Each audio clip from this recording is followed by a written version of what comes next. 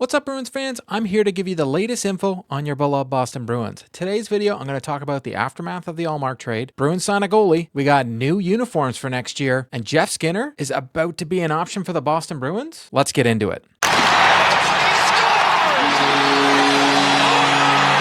Well, Korpisalo is here to stay. As soon as the Ullmark trade happened, the fan base started weighing in on whether they liked the deal or not. I've had time to think about it. And honestly, I made the video directly after it, so I've had more of time to think about my immediate reaction. I still don't like the trade, but I understand it now. Dominic Tiano mentioned on What's Bruins podcast that if Ullmark signed an extension with the deal, it would have looked totally different. What that deal looked like, we'll never know. We can assume it's probably more in lines with the rumors that we were hearing. All I was seeing with the fan base right after the Ullmark trade was everybody was jumping through hoops saying, we're going to trade Korpisalo or we're going to buy him out. They didn't really understand why they got him. Fluto Shinzawa, his source within the Boston Bruins front office, says the team has no plans to buy a Korpisalo at this time. Korpisalo's agent said to Fluto, Korpi will play for the Boston. So that tells me goalie Bob is going to work his magic on Korpisalo. Bob Essenza is one of the best goalie coaches in the league. Is Korpisalo the shiny piece in this trade? No, but he's gonna play, and we're gonna have to see what he can do under Bob. I think it's a lot of cap to pay for a backup with some history of poor play, but that's my opinion. He has played on some very bad teams, and when he did play in LA, which was a good team, he played well.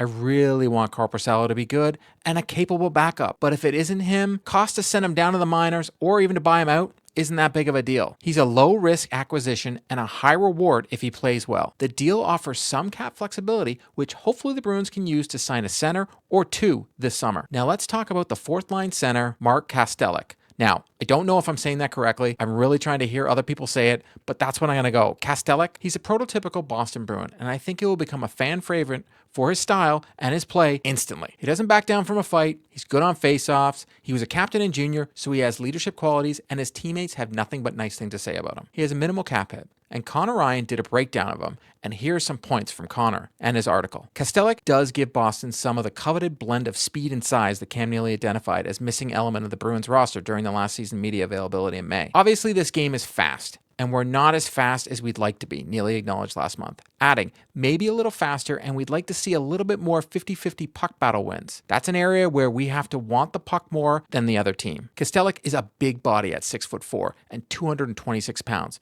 but also he has the wheels to land some welts on the forecheck. Last season in Ottawa, Kastelic ranked third on the team in penalty minutes, 63, and fourth in hits at 126. If the Bruins are looking to craft a checking unit featuring young, cost-controlled talent, putting a physical forward like Kastelic on the same line as Johnny Beecher and Johnny Brazeau offers up plenty of intrigue. Kastelic is not going to hurt the Boston Bruins and will add some size to them with speed, which is always a plus. He isn't the home run we all wanted, but he helps our bottom six and provides some snarl. The first-round pick is what I'm really glad to see in this deal. It used to be Boston's from the Bertuzzi deal, but it helps reload that prospect pool, which has been dwindling over the years under Sweeney as he ships picks out every year to make a push for the playoff. The draft is Friday, so we'll soon know who the Bruins take, or if they trade it. I will do a deep dive on the picks, or if they do trade it. Two names I'm looking at right now are Dean Letourneau from St. Andrews College, who is a 6'7" center, who is big skilled center with speed, and scouts are labeling him as a project, so he could hit or be a huge miss. The other player I have my eye on is Marek Vanacker, who is a 6'1" winger out of the CHL, who was a slow start to his season last year, but ended the year strong, got 36 goals in 68 games with Bradford of the OHL. He looks to be a late bloomer with speed and skill that could be a steal at 25. With the Ullmark trade happening earlier this week and Game 7 of the Stanley Cup Finals happening, kudos to the Florida Panthers, I wasn't able to talk about the Bruins signing Brandon Bussi to a one-year, two-way contract extension. According to NHL.com, Boston Bruins general manager Don Sweeney announced on June 24th the team had signed goaltender Brandon Bussi to a one-year, two-way contract extension through 2024-25 season with a cap hit of $775.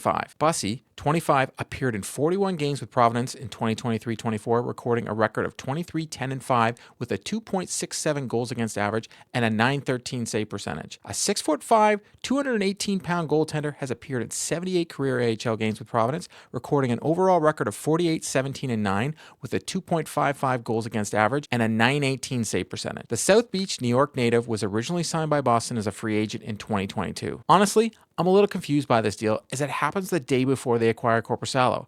If Bussi doesn't make the main club this year, he will have to clear waivers to be sent to Providence, so the Bruins could very well lose him.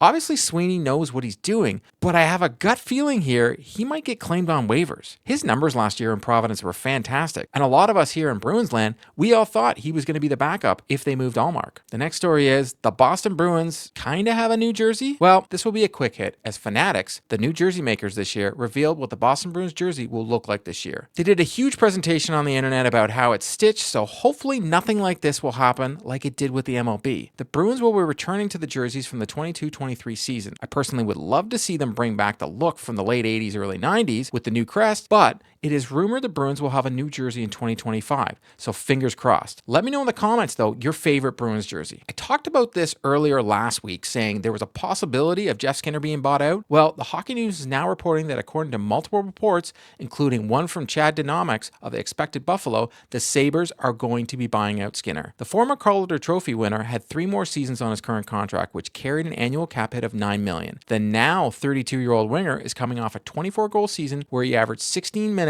a game and recorded over 200 shots for the 3rd consecutive season. I've spoken about Skinner before, as I think he would be the perfect addition to the Bruins this offseason. Skinner is a goal scorer, and his 24 goals last season would have ranked him 4th on the team in goals. With the rumors that DeBrusk and the Boston Bruins can't really see eye to eye on a contract, Skinner could be a cheaper option and still provide the offensive punch the Bruins need. Skinner being bought out means he would get $2.4 million until the conclusion of the 29-30 season, meaning any team that signs him won't have to pay what a player like him is worth, as he's already receiving a considerable amount of money. Bench rates has him making around $6.3 million, but given that he's 32 and most likely will be looking somewhere in the $2.5 to $3 million range, I wouldn't be surprised if he only gets a short-term deal and a lower AAV. Let me know in the comments if you'd want to sign Jeff Skinner, or anybody else that's been rumored to be going to the Boston Bruins. To stay up to date on all the news surrounding the Boston Bruins, please subscribe and drop me a like. If the news breaks or anything related to the Boston Bruins, be sure to check out the channel, as I will have a full breakdown and keep you up to date. I'll see you next time.